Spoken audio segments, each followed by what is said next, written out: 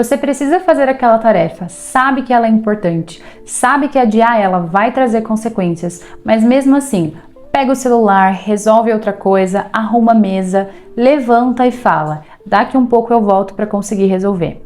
Mas por que isso acontece? Se você sabe exatamente o que precisa fazer, por que você continua adiando? A maioria das pessoas acredita que a procrastinação é falta de disciplina ou preguiça, mas às vezes a história é muito mais complexa. Hoje a gente vai compreender o que realmente está por trás da procrastinação e por que muitas vezes ela está mais relacionada a emoções do que a produtividade.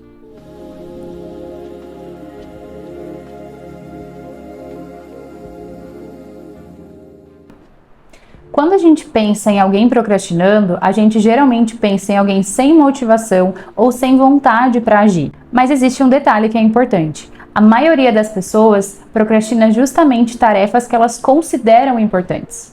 Se fosse falta de importância, não haveria culpa, não haveria preocupação e não haveria sofrimento.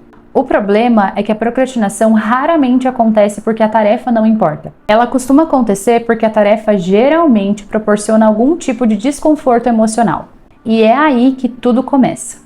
Muitas vezes, quando a gente adia algo, não estamos fugindo da tarefa, estamos fugindo da sensação que ela provoca. Por exemplo, medo de errar, medo de falhar, insegurança, ansiedade, frustração, sensação de incapacidade. Imagine alguém que precisa apresentar um trabalho. A tarefa não é somente preparar os slides, ela também desperta pensamentos como: e se eu errar? E se eu esquecer o que preciso dizer? E se eu não for bom o suficiente? Sem perceber, a pessoa começa a evitar a atividade para conseguir evitar essas sensações e esses pensamentos. O problema é que o alívio ele é temporário. E aí a gente entra no ciclo da procrastinação, um dos mecanismos mais importantes. Você pensa na tarefa, sente o desconforto, decide adiar e aí então você sente um alívio imediato. Esse alívio acaba funcionando como uma recompensa e o cérebro entende que evitar aquela tarefa ela acaba trazendo um benefício, justamente porque ela reduz o desconforto momentâneo. E da próxima vez a tendência é repetir o mesmo comportamento, o que faz às vezes a procrastinação virar um hábito.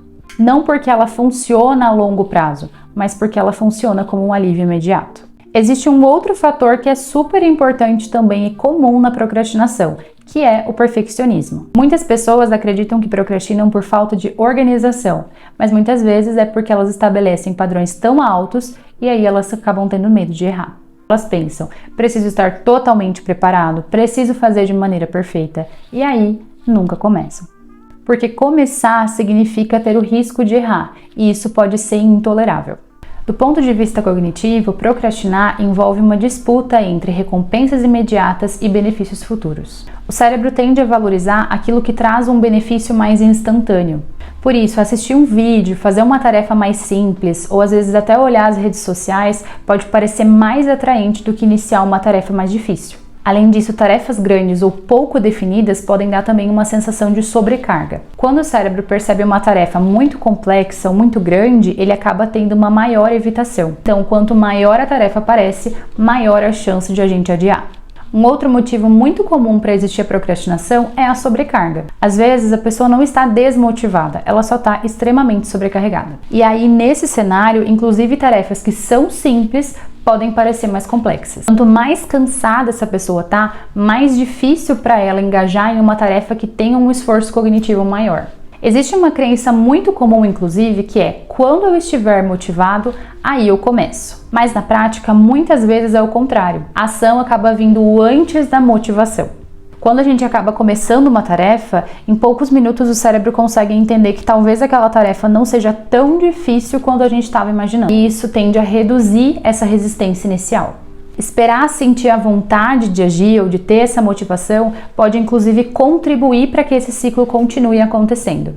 Como então a gente interrompe o ciclo? O primeiro passo é a gente parar de interpretar a procrastinação apenas como a falta de disciplina. Se pergunte: o que eu estou tentando evitar? E muitas vezes a gente vai perceber que a resposta não é a tarefa em si, mas é a emoção associada a ela. Outra estratégia é a gente reduzir o tamanho da tarefa.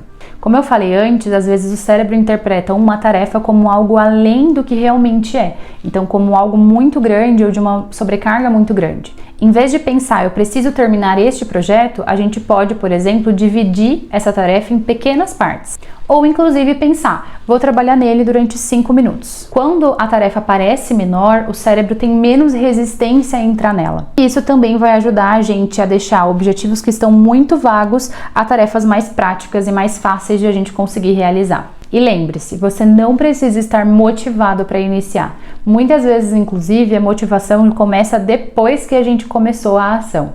Se você procrastina com frequência, talvez a pergunta não seja por que eu sou tão preguiçoso ou desorganizado, mas sim qual desconforto que eu estou tentando evitar. Entender isso muda completamente a forma como você enxerga a procrastinação. E aí, qual tarefa que você costuma procrastinar mais? Trabalho, atividades físicas, decisões importantes?